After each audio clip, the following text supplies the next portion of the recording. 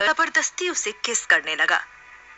उसकी इस हरकत पर सोना की आंखें बड़ी हो गई और उसने अपनी कलाई उसके हाथ से छुड़ाकर अपनी पूरी ताकत से उसे एक तमाचा मार दिया, जिससे अंश का सर एक ओर झुक गया। उसने गुस्से से सोना को देखते हुए कहा, हाउ डेयर यू। इतना कहकर सोना के दोनों हाथों को पकड़कर मोड़ते हुए कमर से लगा दिए। फिर दूसरे हाथ से उसके बाल पकड़कर बिना वार्निंग के किस करने लगा। इस बार उसके किस करने में उसका गुस्सा साफ झलक रहा था। वो सोना के होठों को बुरी तरह से टॉर्चर कर रहा था। कुछ देर बाद सोना की सांसें उखड़ने लगी तो अंश उससे दूर हुआ, पर उसने उसे छोड़ा नहीं। सोना की सांसें तेज हो चुकी थी और उसका शरीर घबराहट की वजह से कांप रहा था। उसकी खूबसूरत आंखों में आंसू थे और वो सहमी नजरों से अंश को देख रही थी। अंश को बहुत गुस्से में देखकर उसने इस बार कुछ नहीं कहा।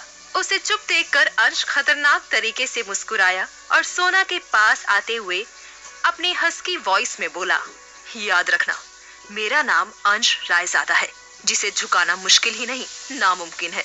और रही बात सॉरी की, तो तुम उसे भूल जाओ।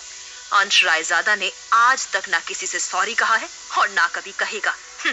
सोना के गले से अंश की गर्म सांसें टकरा रही थी, जिससे उसने अपनी आंखों को कस के बंद कर लिया। उसने उसकी कलाई को इतनी जोर से पकड़ा था कि उसके हाथ की चूड़ियां टूटकर उसकी कलाई में घुस रही थी। अंश ने उसकी बंद पलकों को देखा जो नम थी। ये देखकर उसने उसे छोड़ दिया तो सोना ने झट से अपनी आंखें खोली। अंश ने उसके होठों के किनारे पर लगे खून को अपने अंगूठे से साफ करके कहा, अगली बार मुझसे उलझने से पहले उसके अंजाम के बारे में जरूर सोचना, क्योंकि तुम सोच भी नहीं सकती उतना बुरा कर सकता है ये अंश रायजादा। ये कहते हुए उसने अंगूठे पर लगे खून को अपने होठों से लगाकर कार के पास आ गया। उसने कार से नोटों के 2 बंडल उस ठेले वाले के हाथ में रखते हुए कहा, और ये तुम्हारा जितना नुकसान हुआ है उसके लिए। इतना कहकर एक बार सोना को देखते हुए कार में बैठ गया। इस बार भीड़ ने अपने आप ही उसके लिए रास्ता बना दिया और वो चला गया। सोना बुत बनकर उसी जगह खड़ी थी। तभी ठेले वाला अंकल उसके पास आकर बोला, बेटी, तुम बहुत बहादुर हो, लेकिन तुम्हें मेरे लिए ये सब करने की जरूरत नहीं थी। अगर उन साहब ने तुम्हारे साथ ज्यादा बुरा कर दिया होता तो। फिर भी मैं तुम्हें धन्यवाद देता हूँ। तुमने जो मेरे लिए किया वो मैं कभी नहीं भूलूंगा। सोना बस चुप खड़ी थी। उसे समझ नहीं आ रहा था कि उसे क्या बोलना है। उस आदमी ने सोना के आगे हाथ जोड़े और वहां से चला गया। उसके जाने के बाद सोना ने उल्टे हाथ से अपने होठ को साफ किया और अपने चारों तरफ देखने लगी। वहां पर जमा भीड़ अब सोना को ही देख रही थी। उनकी अजीब नजरों को अपने ऊपर महसूस करके वो काफी डर गई। उसने खुद को संभाला और हॉस्पिटल के अंदर भाग गई। सोना सीधे अपने भाई के वार्ड में आ गई। उसने दरवाजा बंद किया और दरवाजे से टिक कर जमीन में बैठ गई। फिर उसने अपने दोनों घुटने पर अपना चेहरा छुपा लिया और रोते हुए बोली, ये सब हमारे साथ ही क्यों होता है महादेव? क्यों आप हमें हर बार एक ही जगह पर लाकर पटक देते हैं? क्यों? इतना कहकर वो सुबकने लगी। कुछ ही देर में उसकी आंख लग गई और वो वहीं पर बैठे बैठे ही सो गई।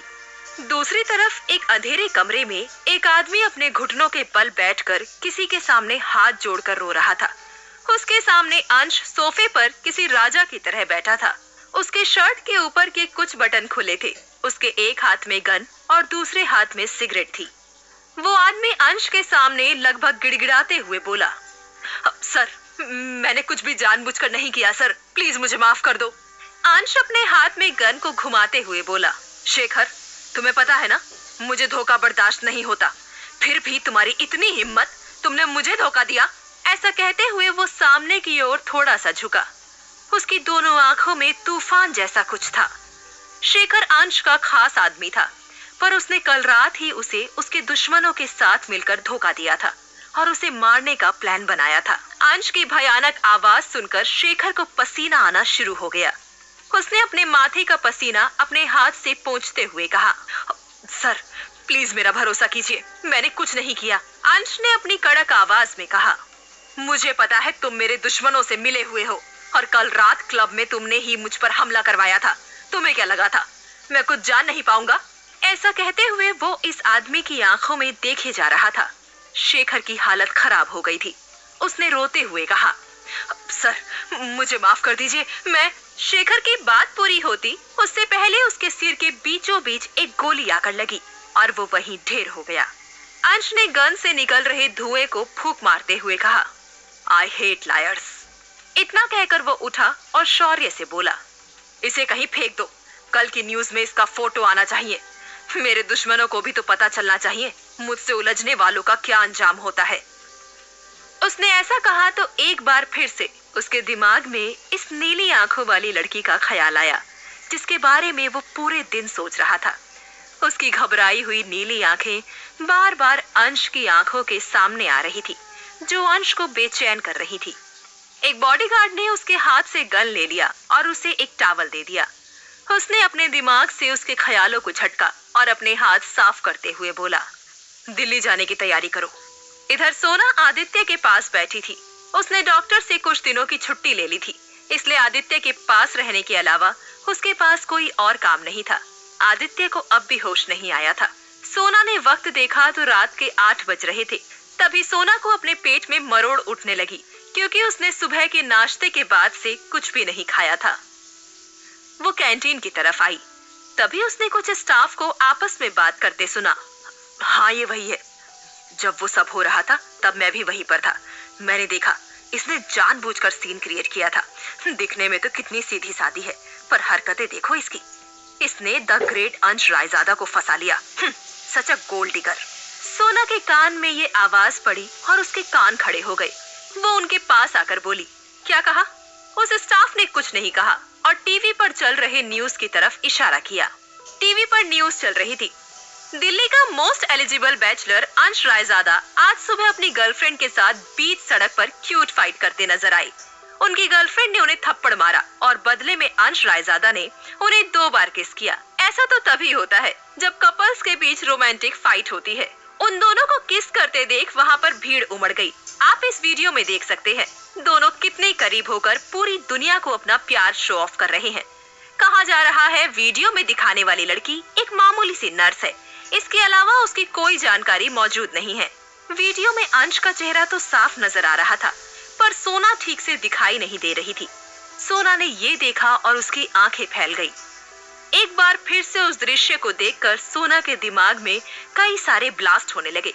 वो खुद को संभाल नहीं पाई और बेहोश होकर गिर गई। रात 8 बजे। कुछ देर बाद सोना को होश आया और वो उठकर बैठ गई। वो अपने भाई के वार्ड में सोफे पर थी। उसने देखा कि आदित्य के बेड के पास कबीर शाह बैठे हैं। सोना को जागते हुए देखकर कबीर उसके पास आते हुए बोले, सोना, तुम्हें होश आ गया? मुझे तुम्हारी फिक्र हो रही थी बेटा। इतना कहकर उन्होंने सोना के सर की तरफ हाथ बढ़ाया, लेकिन सोना उसे रोकते हुए बोली, आप यहाँ क्या कर रहे हैं मिस्टर शाह?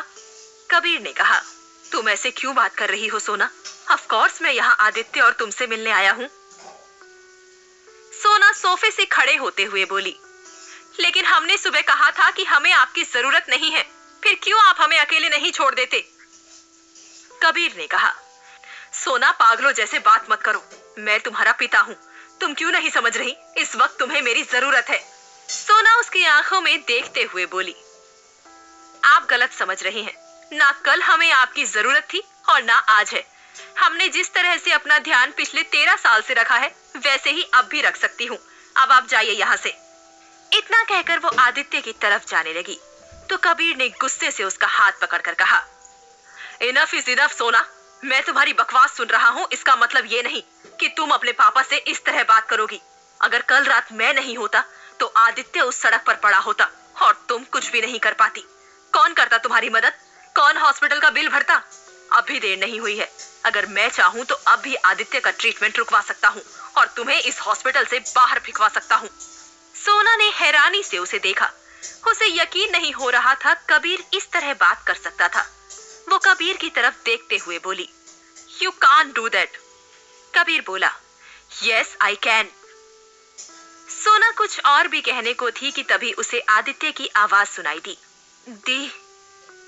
सोना ने अपना हाथ कबीर के हाथ से छुड़ाया और आदित्य के पास आकर बोली, तुझे होश आ गया छोटे, महादेव का लाख लाख शुक्र है। आदित्य को होश आ गया था, पर उसकी हालत में अब भी कोई खास सुधार नहीं था। उसके सिर और पूरे शरीर पर पट्टी बंधी हुई थी। कबीर सोना के पास आते हुए आदित्य से बोला, थैंक गॉड तुम्हें होश आ गया आदित्य। मैं और तुम्हारी दी बहुत परेशान थे तुम्हारे लिए। मैं तुम्हारा पापा हूँ, कबीर शाह। आदित्य ने सोना को ऐसे देखा जैसे वो पूछ रहा हो कि क्या ये बात सच है, क्योंकि सोना ने जब आदित्य के साथ घर छोड़ा था तब वो बहुत छोटा था। सोना ने कुछ भी नहीं कहा।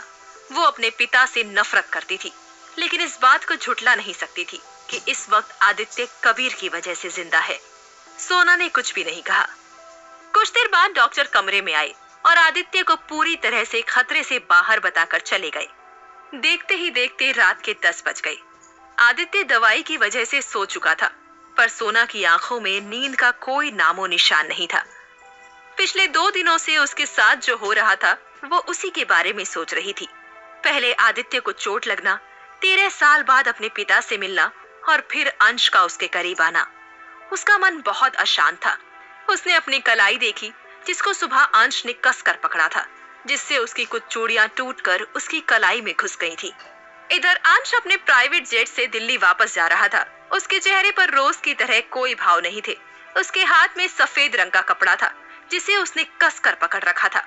उस कपड़े से एक भीनी भीनी खुशबू आ रही थी, जो अंश को बेचैन कर रही थी। सुबह 9 बजे सोना आदित्य को दवाई खिलाने के बाद उसका मुंह टिश्यू से साफ करके उसके पास बैठ गई। उसने उसका हाथ पकड़कर धीरे से पूछा, छोटे, हमें सच सच जवाब देना, तेरी ये हालत किसने की? आदित्य ने जैसे ये सुना तो वो काफी घबरा गया। उसने कहा, दी, ये सब मेरे साथ उसने किया। उसने मुझसे कहा कि मैं उसके रास्ते में आया तो अगली बार वो मुझे जान से मार देगा, और उसने ये भी कहा कि वो आपसे बहुत जल्द मिलेगा। इतना कहकर वो रोने लगा। सोना उसे अपने गले से लगाते हुए बोली, कोई हमें कुछ नहीं करेगा। तुम्हारे ठीक होते ही हम दोनों यहाँ से बहुत दूर चले जाएंगे, बहुत दूर। आदित्य जिसके बारे में बात कर रहा था, उसे सोचते हुए उसकी आंखों में अजीब सा डर था। कुछ देर बाद आदित्य सो गया। सोना उसे छोड़कर रिसेप्शन पर आई। उसने अपने हाथ में पकड़े कार्ड से एक नंबर डायल किया। फोन उठते ही सोना ने बिना किसी भाव के कहा, हेलो मिस्टर शाह, हम आपके साथ आने के लिए तैयार हैं। आदित्य किसकी बात कर रहा था? कौन है वो जिसके डर से आदित्य भाग रहा था? जान